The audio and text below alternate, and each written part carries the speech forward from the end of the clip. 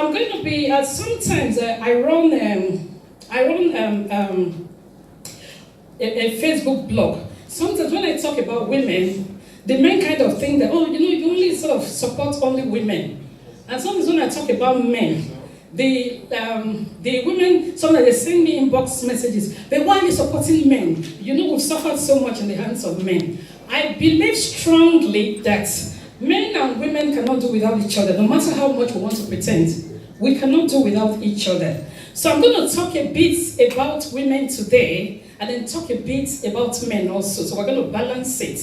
So I've got some advice for women. So I'm teaching today. I'm not motivating. I'm actually teaching today. And then you might be saying, what qualifies you to teach? You're not a pastor. What qualifies you to teach? What qualifies me to teach? I'm a relationship coach. Over the years, I haven't sat with men and women and listened to them and given advice to them, especially concerning when they want to divorce. I've had loads and loads and loads of stories from both men, from both women. And it is from there I've been able to sort of gather this expertise and certain informations that I've used to build myself over the years. And so I've got the experience in that area of relationship to be able to impact people, because I have been able through gathering these experiences from clients to be able to see, okay, these are the things that causes people to separate.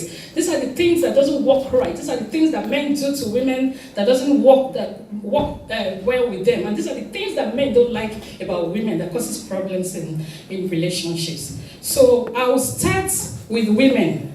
What are the things we need to do to fortify our homes, to keep our homes? The first thing I'm going to talk about, this afternoon is the issue of home management, especially here in the UK with women. Sometimes over the news, over the media, we are so carried away by these feminist talk about men and women they're equal. If I can do it, why can't he do it? Blah, blah, blah. What I want to tell us this afternoon is that any organization, whether in the secular or Christendom, any organization where there is no headship, it's difficult to run such an organization. So I strongly believe that a man is the head of the home. But having said that, being the head of the home doesn't make the woman irrelevant. So the two work, they come together as a couple, join together as a couple, the man being the headship, and then he leads at each point in time. So now, how did we come about that? The Bible is our standard. The Bible teaches us that the man is the head of the home.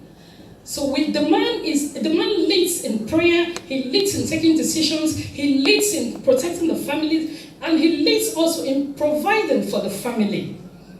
But then the woman is the helpmate. The woman supports him in these areas. So it's like the two of them, they come together and they sort of they rub minds when there is these heavy decisions that have to be taken concerning the family. The man brings the decision, the woman brings the ideas, and then a final decision is made. Also with financial matters, we've had cases where where we find in different homes in Africa, even here in the Western world. A man is doing his own separately, the woman is doing her own separately. These are husband and wife, they're supposed to come to be together. Sometimes the women send money home to Africa, and they build houses without the man knowing. I'm here to say to you today, women, there is no way you can work together in peace with your husband or to bring about progress in the family when there is no transparency in the home.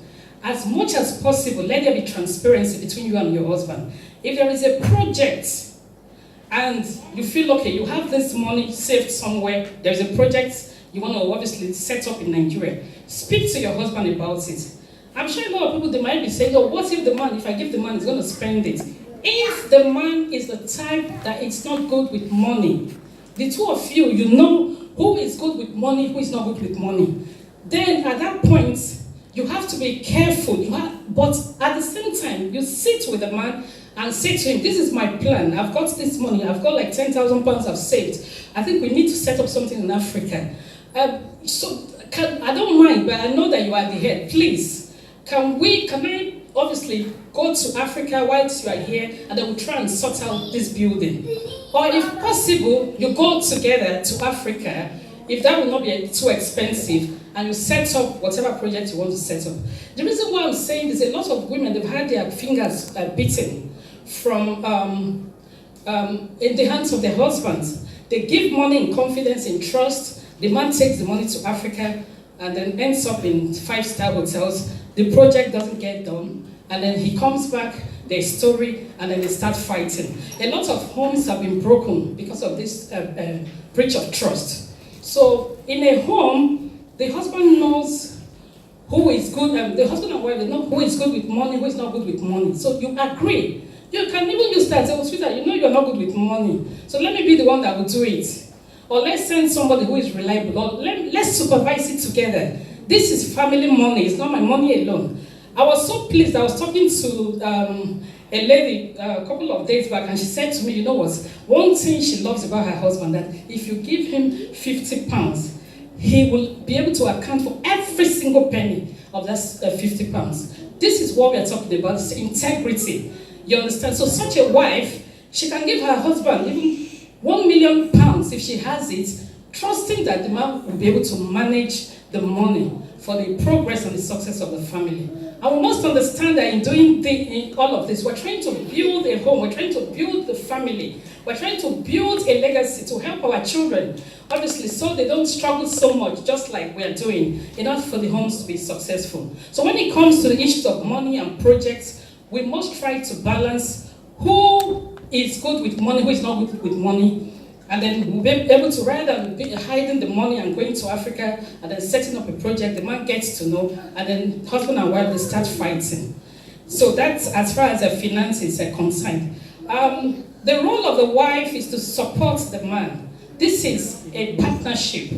So the day your husbands, it's always good also to be transparent with your earnings. Because if your wife actually thinks that you earn 10,000 pounds in a month, and maybe you earn 2,000 pounds in a month, and she's saying, oh, sweetheart, give me money, give me money, give me money. They say, why is she always asking me money? I don't have money. This woman has money. Maybe because she doesn't know how much you earn. So she's asking more than you earn because you're not transparent with her. So it's always good to be transparent in these areas of finance. But again, finance is a heavy thing when it comes to relationship breakdown. You see husband and wife fighting. Maybe the wife thinks she's doing too much, the husband is not doing enough. But if you are transparent enough to say to your wife, okay, this is how much I earn, this is how much I'm able to, obviously, to contribute to whatever aspect of the financial whatever. Because in this country, it's not like Nigeria, where sometimes the men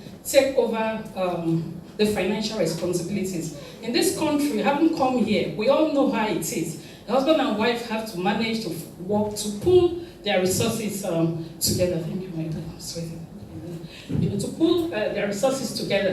So transparency in the areas of finance is very, very important. I'm going to talk about bedroom business also.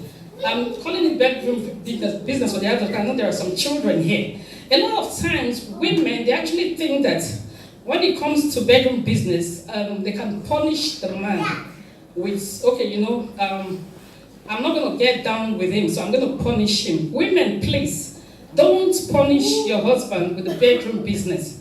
The more you are punishing him, you are driving him away. In fact, the best bedroom business actually bring you and your husband closer together. And if perhaps maybe you have certain things you are not happy about, after the bedroom business, you realize that the man has actually calmed down, that you can put your concerns through to him. Don't punish your husband, no matter how if you are tired or you are sick, you can nicely explain to him that, you know, like, that you don't feel well. But when it becomes something every day, every night, I don't feel well, then the man will know that you're punishing him. The reason why I'm saying this is I've had a lot of women say to me that sometimes they feel as if they are raped. So you do it like this. And a lot of women have called up the police reporting such incidences. Where the man comes and says, I paid your bride price. You are my wife. You can't deny me anything. I must, and then forgetting that we're in a country of law. So a lot of homes have been broken because of this bedroom business. Because the man does not understand why he should be denied something that actually him and his wife are supposed to enjoy together. So women, please don't deny your husband the